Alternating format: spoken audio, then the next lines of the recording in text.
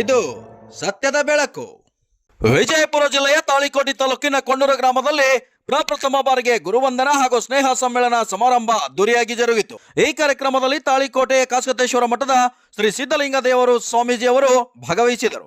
ಗ್ರಾಮದ ಪೂಜ್ಯರು ಮತ್ತು ಶಿಕ್ಷಕರು ಹಾಗೂ ದೇವರಹಿಪ್ಪರಗಿ ಮತಕ್ಷೇತ್ರದ ಮಾಜಿ ಶಾಸಕ ಸೋಮನಗೌಡ ಬಿ ಪಾಟೀಲ್ ಮತ್ತು ಅನೇಕ ಗಣ್ಯರಿಂದ ಜ್ಯೋತಿ ಬೆಳಗಿಸುವ ಮುಖಾಂತರ ವೇದಿಕೆ ಕಾರ್ಯಕ್ರಮ ಉದ್ಘಾಟಿಸಿದರು. ಬಲವಂತರಾಯ ಹಡ್ಲಗೇರಿ ಪ್ರೌಢಶಾಲೆಯ 1999ನೇ ಸಾಲಿನಲ್ಲಿ SSLC ಬ್ಯಾಚ್ ವಿದ್ಯಾರ್ಥಿಗಳಿಂದ ಅದ್ದೂರಿಯಾಗಿ ಕಾರ್ಯಕ್ರಮ ನೆರವೇರಿಸಿದರು. ಶಾಲೆಯ ಮುಖ್ಯ ದ್ವಾರದಿಂದ ವೇದಿಕೆಯವರೆಗೆ ಎಲ್ಲಾ ಶಿಕ್ಷಕರಿಗೆ ಹೂಮಳೆ ಸುರಿತಾ ಸ್ವಾಗತಿಸಿದರು ಮತ್ತು ಕೆಲವು ವಿದ್ಯಾರ್ಥಿ ಮತ್ತು ವಿದ್ಯಾರ್ಥಿನಿಯರು ತಮ್ಮ ತಮ್ಮ ಅನಿಸಿಕೆಗಳನ್ನು ವ್ಯಕ್ತಪಡಿಸಿದರು. ಎಲ್ಲಾ ಶಿಕ್ಷಕರಿಗೆ ಸನ್ಮಾನಿಸಿ ಗೌರವಿಸಲಾಯಿತು. ಈ ಕಾರ್ಯಕ್ರಮದ ಕೇಂದ್ರ ಬಿಂದುಗಳಾದ ಮುತ್ತುರಾಜ್ ಕೋಲ್ಕರ್, ದ್ಯಾಮಣ್ಣ ಸೋಮನಾಳ್, ಮೌಲಾಶಾ ಮಖಾಂದಾರಿವರೆಗೆ ಶಿಕ್ಷಕರ ಬಳಗದ ವತಿಯಿಂದ ಕೃತಜ್ಞತೆಯನ್ನು ಸಲ್ಲಿಸಿದರು. ವಜ್ರಾಕ್ಷ ನ್ಯೂಸ್ ರಿಪೋರ್ಟ್, ಬಂದೆ ನವಾಜ್ ಕೋಳ್ಯಾಳ್, ತಾಳಿಕೋಟೆ.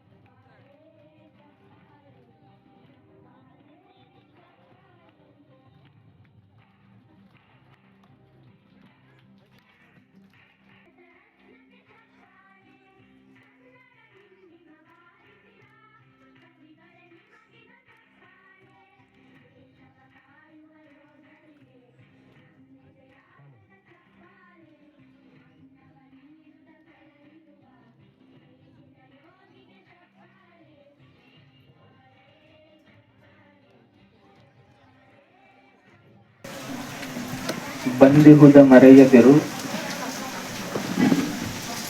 ಗುರುತಿಸು ಒಳಿತಿರುವುದನ್ನು ಕೇಡುಗಳ ನಡುವೆ. ಇರುವ ಭಾಗ್ಯವ ನೆನೆದು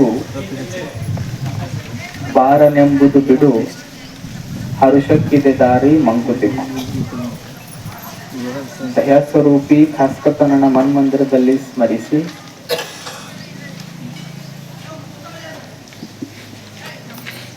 ಕೊಣ್ಣೂರಿನ 96 ಮತ್ತು 99ನೇ ಬ್ಯಾಚಿನ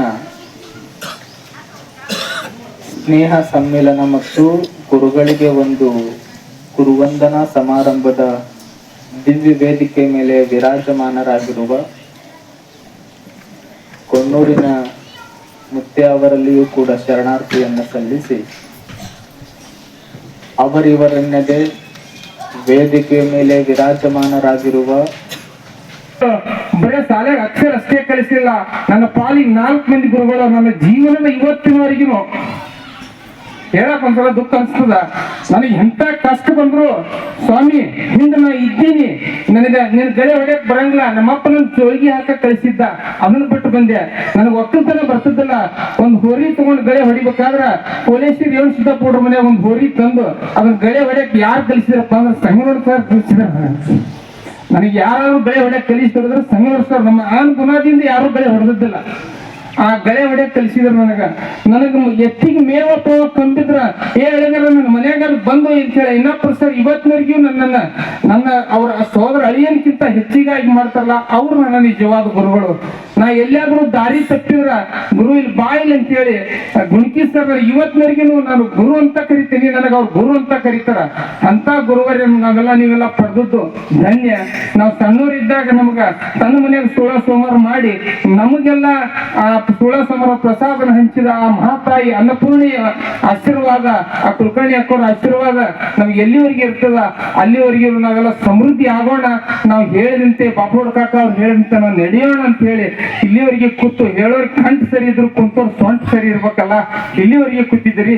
ದಯವಿಟ್ಟು ಈ ಕಾರ್ಯಕ್ರಮ ಯಶಸ್ವಿಯಾಗ್ಲಿ, ಈ ಕಾರ್ಯಕ್ರಮ ಹಿಂಗ ಇನ್ನೂ ಮುಂದುವರಿಲಿ, ಈ ಸಂಸ್ಥೆ ಹೆಸರನ್ನ ಇನ್ನಷ್ಟು ಹೆಚ್ಚಿಗೆ ಬರ್ಲಿ ಅಂತ ಹೇಳಿ ಆ ದೇವ್ರಲ್ಲಿ ಕೇಳ್ಕೊತಾ ನನ್ನ 4 ಮಾತು ಮುಗಿಸ್ತೀನಿ.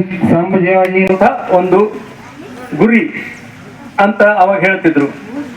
ಸುಳ್ಳು ನುಡಿ ಅಂದ್ರೆ ಒಳ್ಳೆ ಮಾತುಗಳನ್ನಾಡು ಮತ್ತೆ ಪರರಿಗಾಗಿ ಬಾಳು.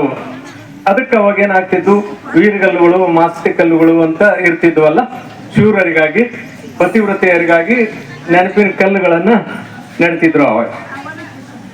ಇದೆಲ್ಲ ಯಾಕೆ ಅಂತಂದ್ರೆ ತಾಯಂದಿರು ನೀಡುವಂತಹ ಸಂಸ್ಕಾರ. ತಂದೆ ಎಷ್ಟರ ಮಟ್ಟಿಗೆ ಸಂಸ್ಕಾರ ನೀಡ್ತಾರೆ ನನಗೆ ಗೊತ್ತಿಲ್ಲ, ನಮ್ಮಪ್ಪ ನೀಡಿದ ಅಂತ ಅನ್ನೋದನ್ನ ನಾ ಇವತ್ತು ನೆನೆಸ್ಕೊಂತೇನೆ. ಆದ್ರೆ ಬಹಳಷ್ಟು ಜನ ಏನು ಅಂದ್ರೆ ತಾಯಂದಿರು ನೀಡಬೇಕಾದಂತಹ ಸಂಸ್ಕಾರ ಅಲ್ಲ. ಇವತ್ತಿನ ಪರಿಸ್ಥಿತಿ ಏನಾಗಿದೆ ಅಂತಂದ್ರೆ, ಇವತ್ತಿನ ತಾಯಂದಿರ ಖಯಾಲಿ ಏನದೆ, ಯಾರು ಹೇಳ್ತಾರ ಆಚಾರ ಕನಸಾಗು ನೀತಿಗೆ ಪ್ರಭು ಆಗು ಅಂತ, ಖಾಸಗಿ ಶಾಲೆಗೆ ಹೋಗು 90-100 ಆಗು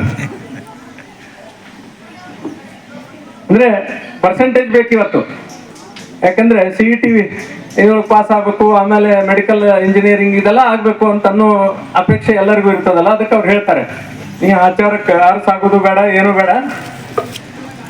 ಏನಂತ ಹೇಳ್ತಾರೆ, ಖಾಸಗಿ ಶಾಲೆಗೆ ಹೋಗು 90-100 ಆಗು, CET ರ್ಯಾಂಕ್ ಹೊಡೆದು ಡಾಕ್ಟರ್ ಇಂಜಿನಿಯರ್ ಆಗು, ಏನಾದರೂ ಮಾಡು, ಹಣವಂತ ನೀನಾಗು. ಶ್ರೀಮಂತ ಆಗು ಅನ್ನಂಗಿಲ್ಲ ಅವರು. ಶ್ರೀಮಂತ ಅಂದ್ರೆ ಹೃದಯ ಶ್ರೀಮಂತಿಕೆ ಬೇಕು. ಹಣವಂತ ನೀನಾಗು, ಯಾರು ಸತ್ತರೆ ಏನು ಕುಲು ನೀನಗು, ನಿನಗಾಗಿ ಸುರಿದದ್ದು ಕಡಿಮೆಯೇ ಮಗು ಅಂತ. ಇಷ್ಟೆಲ್ಲ ನಿನ್ನ ಮೇಲೆ ನಾವು ಹಣ ಹಾಕಿವಿ, ಅದನ್ನ ಬಡ್ಡಿ ಸಹಿತ ತಂದು ಕೊಡ್ಬೇಕು ಬಡ್ಡಿ ಮಗನೇ ಅಂತ ಕಿವ್ಯಾಗ ಮಕ್ಕಳಿಗೆ ಹೇಳಿದಾಗ, ಅದಕ್ಕೆ ಅವ್ರು ಏನ್ ಮಾಡ್ತಾರ ಅಂತಂದ್ರ ಬಡ್ಡಿ ಸಹಿತ ತಂದು ಕೊಡ್ತಾರ. ಇವ್ರನ್ನ ಒಯ್ದು ಎಲ್ಲಿಡ್ತಾರ?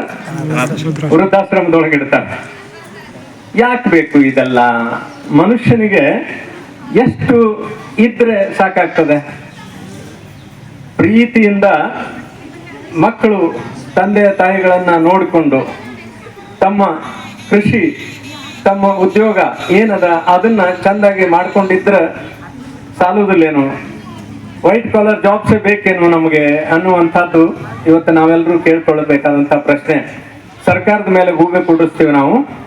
ಅನ್ಎಂಪ್ಲಾಯ್ಮೆಂಟ್ ಇದೆ ನಮ್ಮಲ್ಲಿ, ನಿರುದ್ಯೋಗ ಸಮಸ್ಯೆ ಇದೆ ಅಂತ. ಹೀಗಾಗಿ ಅವ್ರ ಜೊತೆ ನಾನು ಹೋಗಿ ಕುಂತಿದ್ದೆ.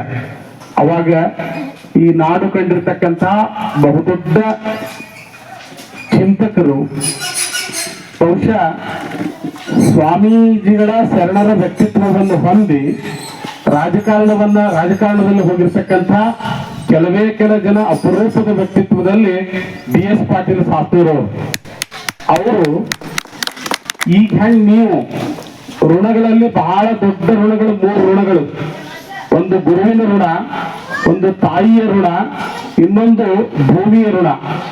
ಈ 3 ಋಣಗಳನ್ನ ಎಷ್ಟು ಪ್ರಯತ್ನ ಮಾಡಿದ್ರು ಕೂಡ, ಎಷ್ಟು ಸೇವೆ ಸಲ್ಲಿಸಿದ್ರು ಕೂಡ ಈ 3 ಋಣಗಳನ್ನು ತೀರಿಸೋದು ಯಾರಿಗೇ ಆಗೋದಿಲ್ಲ. ಹಂಗ BS ಪಾಟೀಲ್ ಶಾಸ್ತ್ರರವರು ಈ ಊರಿಗೆ ಯಾಕೆ ಸಾಲೆ ಮಾಡಿದ್ರು ಅಂತ ಹೇಳಿದ್ರ, ಇದು ಅವರ ಜನ್ಮಭೂಮಿ. ಈ ಊರಿನೊಳಗೆ ಅವ್ರು ಹುಟ್ಟಿದ್ರು, ಆ ಕಾರಣಕ್ಕೆ ಇಲ್ಲೊಂದು ಸ್ಕೂಲ್ ಮಾಡಿದ್ರು. ಬಹುಶಃ ಈ ಶಾಲೆ ನಾನು ವಿಷಯ ಬೇರೆನೆ ಪ್ರಿಪೇರ್ ಮಾಡ್ಕೊಂಡು ಬಂದಿದ್ದೆ, ಬಟ್ ಈಗ ಸಮಯದ ಅಭಾವದಿಂದ ನನ್ನ ಮಾತುಗಳನ್ನ ಸ್ವಲ್ಪ ಬೇರೆ ದಿಕ್ಕಿಗೆ ತಿರುಗಿಸ್ಬೇಕಾಗಿದೆ. ಅನಿವಾರ್ಯ. ಸಭಾ ಹೇಗಿರ್ತದ ಹಾಗೆ ನೋಡಿ ಕುಣಿಬೇಕು. 1981 ಹುಟ್ಟಿರ್ತಕ್ಕಂಥ ಈ ಶಾಲೆ ಹೆಂಗ್ ಹುಟ್ಟು ಅನ್ನೋದನ್ನ ವಿವರವಾಗಿರ್ತಕ್ಕಂಥ ಅವು ಮುಖ್ಯ ಅತಿಥಿಗಳಲ್ಲಿ ಪಾಲ್ಗೊಂಡಂತ ನನ್ನ ಆತ್ಮೀಯ ಸಹೋದರರು ಹಾಗೂ ನಮ್ಮ ಸಂಸ್ಥೆಯ ನಿರ್ದೇಶಕರು ಹಾಗೂ ಬೆಂಗಳೂರು ಮೆಡಿಕಲ್ ಕಾಲೇಜ್ ಹಾಲಿ ಪ್ರೊಫೆಸರ್ ಆದಂಥ ಡಾಕ್ಟರ್ ಬಸವರಾಜ್ ಆಸ್ಕಿ ಅವರೇ, ಹಾಗೂ ಇನ್ನೊಬ್ಬರು ಉಪನ್ಯಾಸಕರಾಗಿ ಆಗಮಿಸಿದಂಥ IB ಹಿರೇಮಠ ಅವರೇ, ಹಾಗೂ ವೇದಿಕೆ ಮೇಲೆ ಆಸೀನಂತ ಎಲ್ಲ 25ರಿಂದ 35 ವರ್ಷಗಳ ತಮ್ಮ ಸೇವೆಯನ್ನು ಮಾಡಿ ಗುರುವಂದನಾ ಒಂದು ಸನ್ಮಾನವನ್ನು ಸ್ವೀಕಾರ ಮಾಡುವಂತ ಎಲ್ಲ ಗುರುಗಳಿಗೆ ನಮಸ್ಕರಿಸುತ್ತಾ ಈ ಕಾರ್ಯಕ್ರಮದಲ್ಲಿ ಪಾಲ್ಗೊಂಡಂತ ಯಾವತ್ತೂ ಹಳೆಯ ವಿದ್ಯಾರ್ಥಿಗಳೇ ಹಾಗೂ ನಮ್ಮ ಶಾಲೆಯ ಮುದ್ದು ವಿದ್ಯಾರ್ಥಿಗಳೇ, ಬಹಳ ಒಂದು ಸುಂದರವಾದ ಕಾರ್ಯಕ್ರಮ. ಈಗಾಗಲೇ ನಮ್ಮ ಮಲ್ಲು ಹಾಸ್ಕಿ ಸರ್ ಹೇಳಿದ್ರೆ, ಯಾಕಂತಂದ್ರೆ ನಮ್ಮ ಬೆಂಗಳೂರಾಗಿದ್ದ ನಮ್ಮ